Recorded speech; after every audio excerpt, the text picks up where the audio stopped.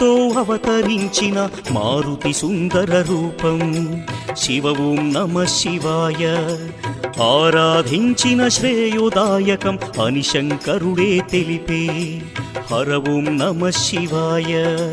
వేదం నమ శివాయ, నాదం నమ శివాయ, సత్యం నమ శివాయ, నిత్యం నమ శివాయ. గణదేవతలకు రుద్ర రూపముతో నాయకుడైన శివుడు శివ ఓం నమ శివాయ.